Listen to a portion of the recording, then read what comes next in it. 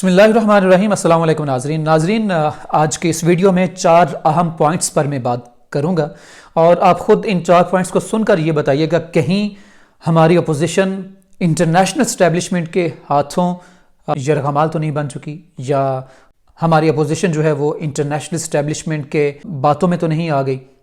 हो सकता है कि ऐसा कुछ हो रहा हो और हमारी अपोजिशन जमातें इस बात को समझ ना पा रही हूँ। 4 पॉइंट्स जो हैं वो जिनके ऊपर मैं बात करूँगा।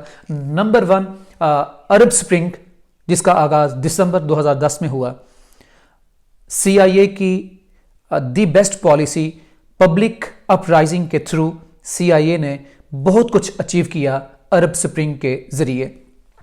नंबर 2, अफ़गान वार, अफ़गानिस्तान से अमेरिका का इनखला और फिर पाकिस्तान को किसी न किसी तरह से अफ़गानिस्तान की 3 लाख अफवाज के सामने ला खड़ा करना, लेकिन ये भी पाकिस्तान के हक़ में की गई थी बात और वहाँ पर नाकाम हुआ। नंबर 3, भारत, पाकिस्तान और चीन, भारत को पाकिस्तान के सामने ला खड़ा करना और फिर भारत को चीन के सामने ला खड़ा करना।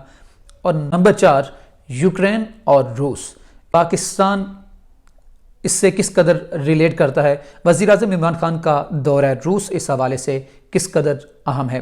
नाज़रीन, सबसे पहले मैं बात करूंगा अरब स्प्रिंग की।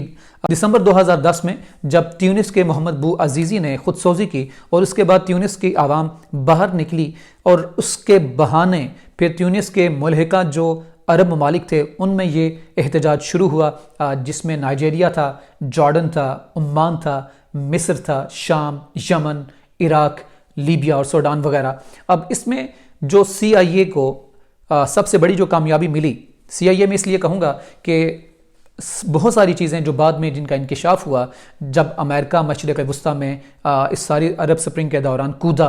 इराक की सूरत में वो पहले वहाँ पर मौजूद था, लेकिन दीगर ममालिक जैसे कि लीबिया, अब लीबिया की जो आवाम थी उसको मुअम्मर कज़ाफ़ी जो एक सालों से, कई दिहाइयों से अमेरिका का हदफ बन चुका था और उसके ख़िलाफ़ जब उसकी आवाम को खड़ा किया गया और उसको कत्ल किया गया, ये एक बहुत बड़ी कामयाबी थी अमेरिका की। और फिर चलते चलते इराक पहले ही उनके हाथ में आ चुका था और बशारुल असद को टारगेट किया गया। बशारुल असद को जब टारगेट किया गया वहाँ पर बशारुल असद की जो हिमायत में सामने आया वो रशिया था। अब नाजरीन, इस बात को आपने जहन में रखना है, जब अरब स्प्रिंग शुरू हुई दिसंबर 2010 में और उसके बाद मई 2011 में उसामा बिन लादेन वाला वाक़या पेश आया और फिर अक्टूबर 2011 में हिलरी क्लिंटन का एक मजमून सामने आता है। हिलरी क्लिंटन अपने मजमून में लिखती हैं कि वो लोग बेवकूफ़ हैं जो ये समझते हैं कि अमेरिका की जो ताकत है वो अमेरिका के अंदर है, बल्कि अमेरिका की ताकत अमेरिका के बाहर है। हिलरी क्लिंटन कहती हैं कि अब अमेरिका बहर हिंद और बहरुल काहिल में अपने पाँव जमाएगा और अमेरिका जो है वो अपनी ताकत का इज़हार बहर हिंद और बहरुल काहिल में करेगा। ये मजमून शाया हुआ 2011 की बात है। उस वक्त हिलरी क्लिंटन जो थी वो वज़ीर ख़ारजा थी बराक ओबामा की। अब देखें कि ये सब काम कैसे करते हैं।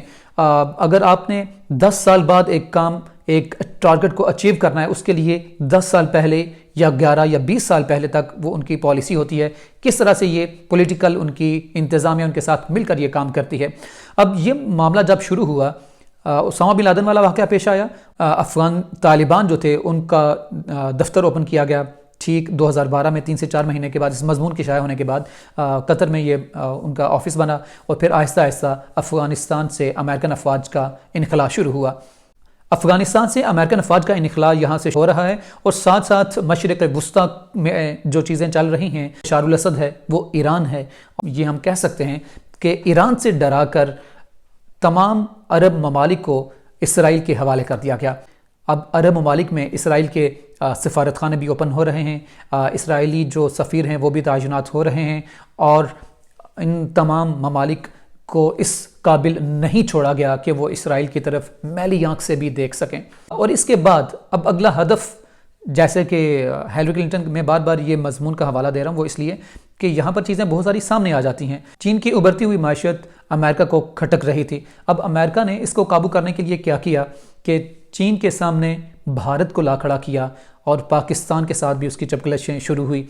और कहीं ना कहीं आप कह लें कि 2007 में जो इत्तेहाद बना था, 4 मुल्की इत्तेहाद, अमेरिका था उसका हिस्सा, जापान था, ऑस्ट्रेलिया था और भारत था, उसको रीऑर्गेनाइज किया गया और एक दफ़ा फिर چین کے سامنے اس اتحاد کو لا کھڑا کیا گیا۔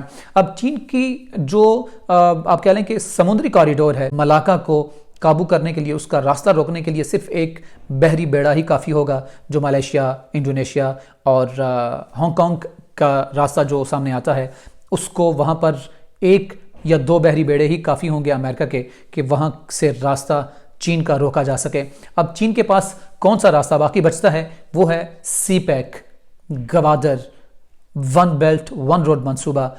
چین کی جو معاشی گردن ہے وہ ہماری گوادر ہے، اور اس کو کسی نہ کسی طرح سے امریکہ ہدف بنا سکتا ہے، ٹارگٹ کر سکتا ہے۔ اب جب چین کے سامنے ان چار ممالک کو لا کھڑا کیا گیا تو چین کا جو سالوں سے چلتا آ رہا اس کا دشمن تھا، سرحدی تنازع جن کے ساتھ چلتا آ رہا تھا، رشیا۔ کئی سالوں سے یہ تنازع چلتا آ رہا ہے، چین نے رشیا کے ساتھ ہاتھ ملانا شروع کر دیے۔ اب جو بھی چین کے ساتھ ہاتھ ملا رہا ہے، امریکہ اس کو ٹارگٹ کر رہا ہے۔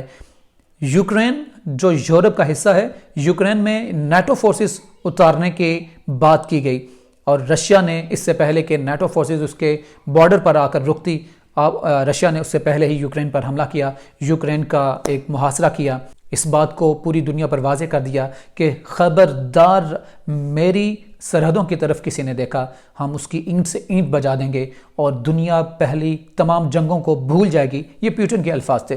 ناظرین، یہ ایک بیک گراؤنڈ میں نے اس کا ایک ہلکا سا بنایا ہے، دو تین چیزوں کو سامنے رکھتے ہوئے آپ خود اندازہ لگائیں کہ CIA جب یہ سارا کھیل کھیلا جاتا ہے تو کیا کچھ نہیں کر سکتے، وہ کس کس کو ٹارگٹ نہیں کر سکتے وہ۔ کیا میرا یہ سوال آپ کہہ لیں کہ یہ سوال میرے ذہن میں آ رہا ہے کہ اپوزیشن جو ہے وہ کہیں CIA کے ہاتھوں میں تو نہیں کھیل رہی؟ یہ سوال میرے ذہن میں کیوں آتا ہے؟ یہ سوال اس لیے آتا ہے کہ آج سے 3 سے 4 مہینے پہلے خبریں سامنے آنا شروع ہوئی کہ جو امریکن ڈپلومیٹس ہیں وہ ملاقاتیں کر رہے ہیں بلاول سے، وہ ملاقاتیں کر رہے ہیں مریم نواز سے، ان کی ملاقات ہو رہی ہے شہباز شریف سے، یعنی کہ اپوزیشن لیڈرز جو ہیں ان کے ساتھ پرائیویٹ ملاقاتیں چل رہی ہیں اور وہ میڈیا میں بھی آتی رہی ہیں۔ اب کہیں اپوزیشن ہماری CIA کے ہاتھوں میں تو نہیں کھیل رہی؟ یہ ایک بڑا سوال ہے کہ ایسا ہو بھی سکتا ہے۔ ہماری اپوزیشن ایلیٹ، ہماری پولیٹیکل ایلیٹ جن کے ایسٹس امریکہ میں ہیں، لندن میں ہیں، ان کے وہاں پہ گھر ہیں، ان کی جائیدادیں وہاں پر ہیں، ان کے بزنسز وہاں پر ہیں، تو اپنے مفادات کے تحفظ کے لیے کیا کچھ نہیں کر سکتے۔ اس کا جو مشاہدہ تھا ہم نے ماضی قریب میں دیکھ لیا ہے نواز شریف کی صورت میں، تو ایسا ہو سکتا ہے کہ کہیں CIA اس ساری چیز کو، اب دیکھیں یہ ایسا کیوں ہو سکتا ہے؟ وزیر اعظم عمران خان کسی بھی صورت امریکن بلاک میں نہیں جانا چاہتے۔ جو امریکہ نے ہمارے ساتھ افغانستان میں کیا ہے، عمران خان کسی بھی صورت میں امریکہ کی طرف ہاتھ نہیں پھیلائے گا، نہ ہی وہ پھیلانا چاہتے ہیں۔ وہ اس کا نیم البدل جو ہے وہ چین اور رشیا کی طرف دیکھ رہے ہیں۔ اسی لیے عمران خان نے رشیا کا دورہ کیا، اس سے قبل چین کا دورہ کیا، اور یہ دونوں دورے جو ہیں وہ امریکہ کو کھٹک رہے ہیں۔ امریکن وزارت خارجہ، ترجمان وزارت خارجہ کی جانب سے بھی بیانات سامنے آئے، تو یہ کہنا بعید از قیاس نہیں ہے کہ گوادر اور سی پیک کو ٹارگٹ کرنے کے لیے امریکہ کس حد تک جا سکتا ہے۔ اگر وہ یوکرین میں نیٹو فورسز کو اتار سکتا ہے، روس کو قابو کرنے کے لیے 4 ملک کی اتحاد سامنے لا سکتا ہے چین کو قابو کرنے کے لیے، تو وہ پاکستان کو کیوں نہیں ٹارگٹ کر سکتا؟ کہیں ایسا تو نہیں کہ اپوزیشن جو ہے کہیں وہ تو نہیں انٹرنیشنل اسٹیبلشمنٹ کا رول ادا کر رہی؟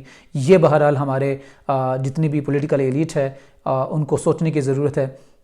مریم نواز کی اگر میں بات کروں کہ کیا وہ گزشتہ 1 دہائی یا گزشتہ 2 دہائیوں کا وہ موازنہ اس قدر کر سکتی ہیں؟ انٹرنیشنل اسٹیبلشمنٹ پاکستان کو کس طرح سے دیکھ رہی ہے؟ اب میرٹ پر جس کا کنگ ایڈورڈ میڈیکل یونیورسٹی میں ایڈمیشن نہیں ہوتا، تو وہ اپنے ابو جان جو اس وقت پرائم منسٹر ہیں اور اپنے چاچا جان جو CM ہیں ان کی سفارش کروا کر کنگ ایڈورڈ میڈیکل یونیورسٹی میں وہ اپنا ایڈمیشن کرواتی ہیں۔ تو ایسی پولیٹیکل ایلیٹ سے، ایسے پولیٹیکل لیڈر سے آپ کیا توقع کر سکتے ہیں؟ دیکھنا یہ ہے کہ آئندہ آنے والے دنوں میں پاکستان کا دورہ روس پاکستان کے لیے کس قدر اہمیت کا حامل تھا۔ رب کریم پاکستان کی حفاظت فرمائے، تمام دشمنوں کی بری نظر سے اس کی حفاظت فرمائے۔ والسلام۔